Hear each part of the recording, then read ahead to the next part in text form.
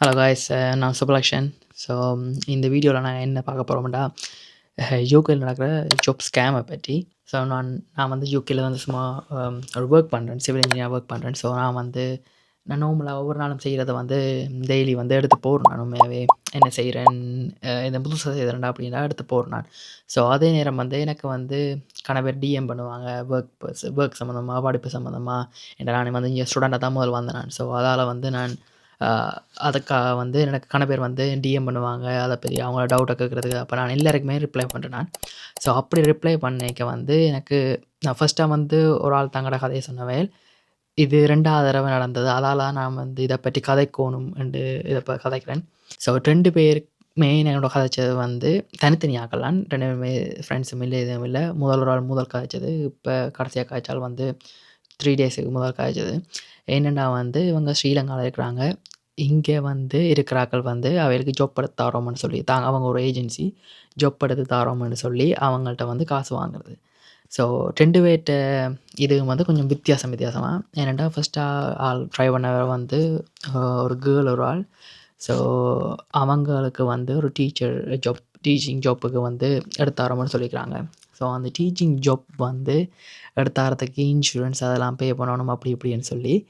இப்போ அதாவது வந்து இப்போ இங்கே வந்து இன்சூரன்ஸ் மற்றது விசா ஃபீஸ் எல்லாமே தனித்தனியாக இருக்குது. அது நாங்கள் இவங்களோட ஹோம் ஆஃபீஸ், அதாவது யூகேண்ட அவங்களோட ஓன் வெப்சைட்டெல்லாம் நாங்கள் பே பண்ணுறது. அதாவது ஐஹெச்எஸ் ஃபீஸ் வந்து இன்சூரன்ஸ் மற்றது இவங்களோட நாங்கள் இது ஹாஸ்பிட்டல் செலவு அதுகள் எல்லாமே அதில் கவர் ஆகும். ஸோ அதான் ஐஹெச்எஸ் ஃபீஸ்ன்னு சொல்கிறது. அது வந்து நாங்கள் உண்மையாகவே ஹோம் ஆஃபீஸ் வெப்சைட்டில் மட்டும் தான் பே பண்ணணும். ஆனால் அந்த கேர்ளுக்கு வந்து இல்லை, நாங்கள் தனி ஒரு இன்சூரன்ஸ் போடணும் அப்படின்னு சொல்லி இவங்க ஃபேக்காக இங்கே ஒரு கம்பெனி இருக்குது, அதே நேமில் ஒரு கம்பெனி இருக்குது.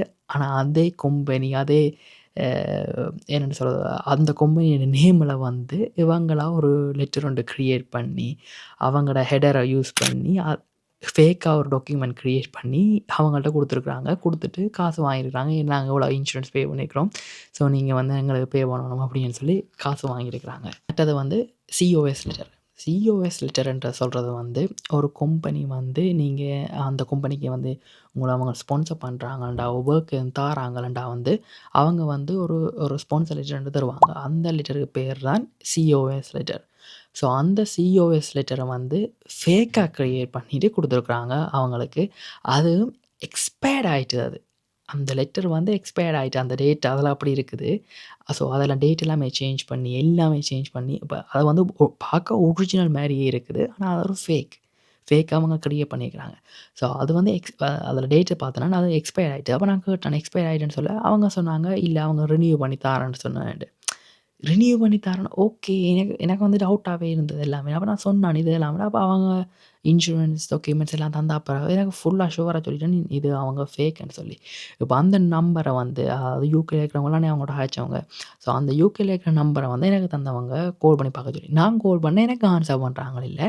ஆனால் அவள் கால் பண்ண அவங்களுக்கு ஆன்சர் பண்ணுறாங்க. இது ஃபர்ஸ்ட் இது. அப்போ நான் சொல்லிட்டேன் அவங்களுக்கு, இது ஃபேக், இதெல்லாம் எங்களோட அப்போ எனக்கு அவளுக்கு இப்போ தான் அவள் சொல்கிறா தான் வந்து அங்கேயே 12,00,000 கொடுத்துட்டேன் அவங்களுக்குண்டு.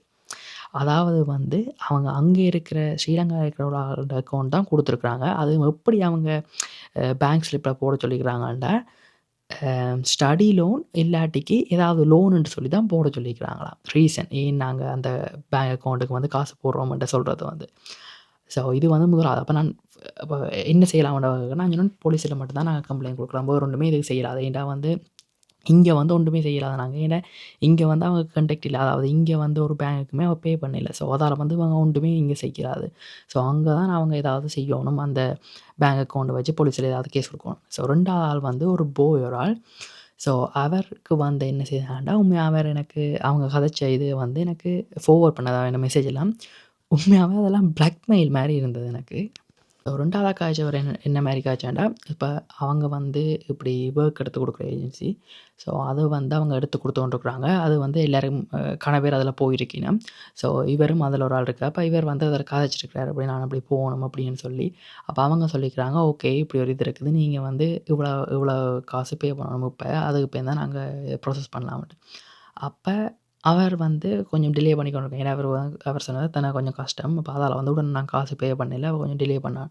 அப்போ அந்த மெசேஜில் பார்த்தேன், அந்த மெசேஜெல்லாம் நான் அப்ப வாசிக்கிறேன். அவங்க தனியா அனுப்பின மெசேஜ வந்து அவர் எனக்கு அவைண்ட மெசேஜ மட்டுமே எனக்கு ஃபார்வர்ட் பண்ணார். அத நான் வாசிக்கிறேன் நான். ஸோ அவங்க பெயர் போட்டிருக்காங்க. நான் அதில பெயர் இதில நான் வந்து மென்ஷன் பண்ணல. அது வந்து "I am immigration home office lawyer. Can you send me your documents? Can you pay today? Give a reply as soon as possible. But Monday is the final date. After Monday, I can't wait. If you are not interested, let me know. I will give this chance to someone. Don't waste time. I will reject you. I will give this chance to another tomorrow. I will blacklist your passport number in UK immigration office because you misused our service twice. Can't. Your passport number going to end from today midnight 12.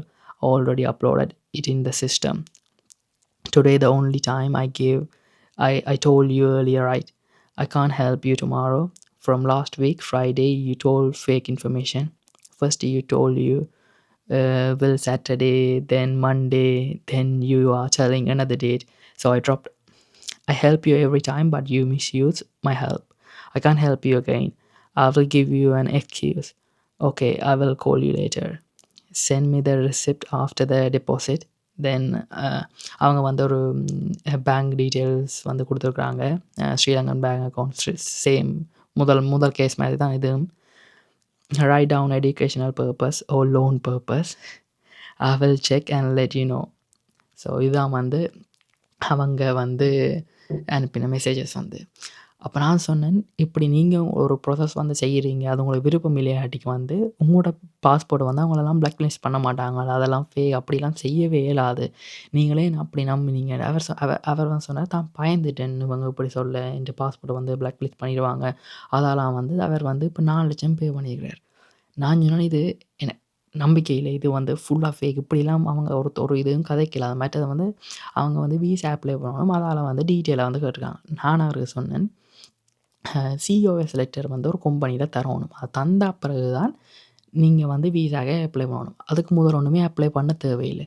So இதுவும் வந்து ஃபேக்குன்னு சொல்ல அவர் still அவங்கள வந்து believe பண்ணி கொண்டு இருக்கிறார். அவர் okay ஒரு 20 days wait பண்ணுவோம்ன்ட்டு வேறு நிற்கிறார். ஏன்னா அவர் வந்து நம்பர் எனக்கு தெரியுது. இதுலேயும் இவரை தந்தவர் யூகே அவங்கள.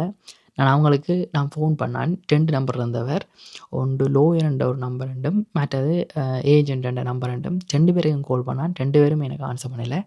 ஆனால் அவர் கால் பண்ண அவருக்கு அந்த நேரம் ஆன்சர் பண்ணல. ஆனால் திருப்பி அவருக்கு கால் பண்ணிக்கிறாங்க. ஆனால் எனக்கு கால் பண்ணிடுறேன். எனக்கு வந்து திருப்பி அவையில் கால் பண்ணல. ஸோ ஏன் அப்படி அவையில் அப்படி கால் பண்ணல எனக்கு விளங்கல. ஏன் அவங்க எனக்கு கால் பண்ணல. என் யூகே நம்பர் வெயிட் பண்ணுறாங்களோ எனக்கு தெரியலை. ஸோ என்னை பொறுத்த வரைக்கும் இது ரெண்டுமே ஃபேக். எந்த மனசாட்சிக்கு எனக்கு வடிவாக தெரியும் இது ஃபேக்குன்ட்டு. ஸோ எனக்கு தெரியலை உங்களுக்கு அப்படி தோணுதுன்னு எனக்கு தெரியல. ஆனால் என்னை பொறுத்த வரைக்கும் ஷுவராக இது ஃபேக் இது.